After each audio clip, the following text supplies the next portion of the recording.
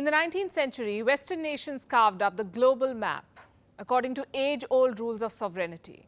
The first country to plant the flag would control all the resources as long as it could defend it. That era may be long gone, but the tactics still persist. Just look at the Arctic. This desolate region, frozen all year round, is at the center of a new power play, a new scramble for influence. Russia, China, America, Canada, Norway, none of them control the Arctic. All of them want to. They're racing to take control. They wish to carve new maritime borders and establish their sovereignty in the region. The question is why? And the answers are many. Hello and welcome to Gravitas Plus. I'm Palki Sharma. The Arctic's ice caps are melting. The seascape is changing rapidly. This map tells you the story. In the last 4 decades, the Arctic's ice sheets have declined by a stunning 95%.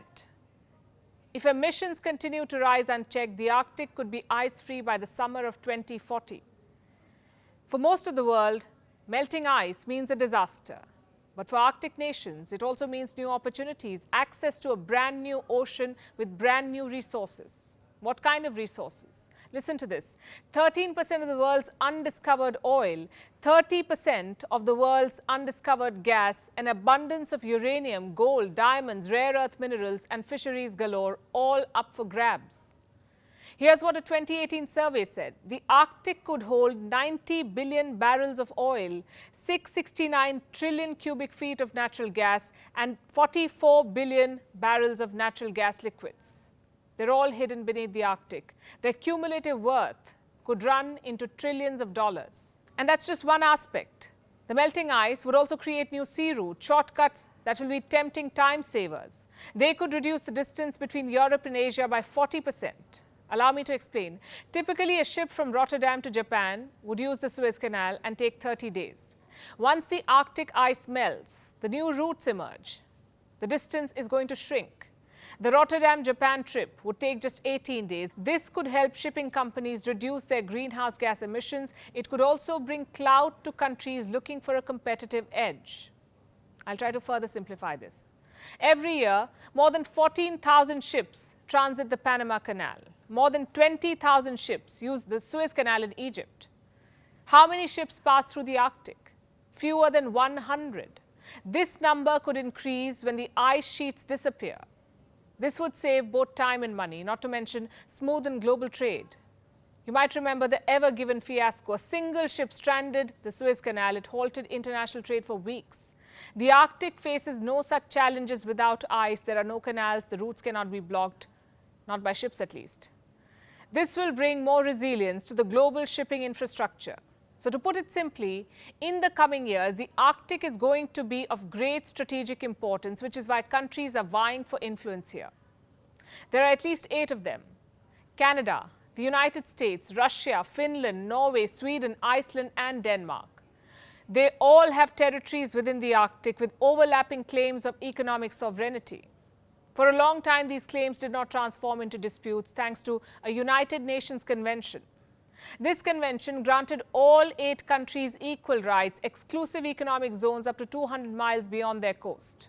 They could fish, they could mine and dig for oil, but only within these zones. The waters beyond these zones were deemed heritage of all mankind, common property that anyone could use. It was all fine until the end of the 20th century, but since then, each country has been making attempts to change the status quo. In 2007, the US started mapping to determine the extent of its control. In 2013, Canada extended its territorial claim up to the North Pole. And in 2015, Russia claimed 1.2 million square kilometers of the Arctic Sea shelf. So each side has staked claim with varying degrees of power. The question is, who will ultimately win? Who really owns the Arctic? Under the law of the sea, every country owns the Arctic equally, but it is Russia that wields the most control, courtesy the United Nations Convention. Article 234 of this convention states, and I'm quoting, "In the name of the prevention, reduction and control of marine pollution from vessels, countries whose coastlines are near Arctic shipping routes have the ability to regulate the route's maritime traffic so long as the area remains ice-covered for the majority of the year." Russia interprets this article to justify its control simply because it has the largest coastline in the Arctic. It stretches a total of 24,000 kilometers. That's 53% of the Arctic Ocean's coastline. Plus, Russia has the most number of icebreakers. It operates a fleet of 40. Canada operates more than 21. The United States has just 2. Why do icebreakers matter? They give Russia an edge. The ability to navigate the Arctic faster, the ability to help ships that get stuck, and so by default, the ability to dictate terms. For decades, Russia has used these advantages to further its interests, especially along the Northern Sea route. One Russian law requires all vessels passing through here to be either accompanied or captained by Russian sailors. Moscow also asks passing vessels to pay tolls and provide advance notices of their journeys. And that's not all. Russia has also militarized the Arctic heavily. In the last 7 years, it has expanded its northern fleet, reopened old naval bases, set up new Air Force camps, increased submarine patrols, established a pair of Arctic brigades, and reorganized its military to create an Arctic command. Alongside this military buildup, Russia also engages in frequent provocations, like sending its bombers to Canada's Arctic coast, letting them stray across Finland's borders, and sending its officials to Norwegian-administered Arctic territories. Russia has also roped in China for help. In 2018, China declared itself a near-Arctic state, which makes no sense. Even China's northernmost part is 900 miles away from the Arctic Circle, but China has declared itself near-Arctic and Russia has backed China's bid. This tilts the strategic balance in Moscow's favor. It establishes a SINO-RUSSIA alliance in the Arctic. Now, what does China bring to the table? More muscle, more infrastructure, more icebreakers. China is building a polar Silk Road in the Arctic, an offshoot of the Belt and Road Initiative, the BRI. It is also carrying out scientific research expeditions. Today, there are Chinese researchers in Svalbard, a territory owned by Norway. Chinese icebreakers are also frequent visitors here. They're equipped with state-of-the-art monitoring systems. These vessels survey the seafloor for resources. The Russia-China alliance may be working for now, but it may not last forever. China is known for harboring big ambitions, and Russia is known for being protective of its stakes. Their positions will harden as the ice melts. As Arctic routes become more accessible and lucrative, the cracks will begin to show in more ways than one. And that said, this polar power play also runs certain risks. It will open up the region to human activity. This will disturb Arctic communities and ecosystems.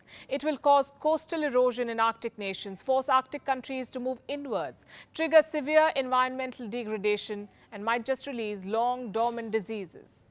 And I know this may sound like a science fiction plot, but it is rooted in reality. Scientists say mysterious microbes are lying dormant below these ice sheets, unknown viruses that have been thriving in extreme conditions. No one knows how old they are. They could be a century old, maybe millennia.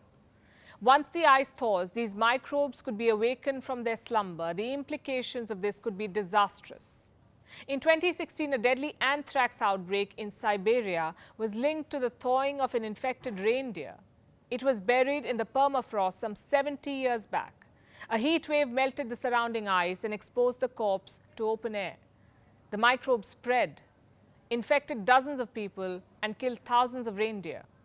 My point is quite simple. The Arctic ice melt will have far-reaching consequences.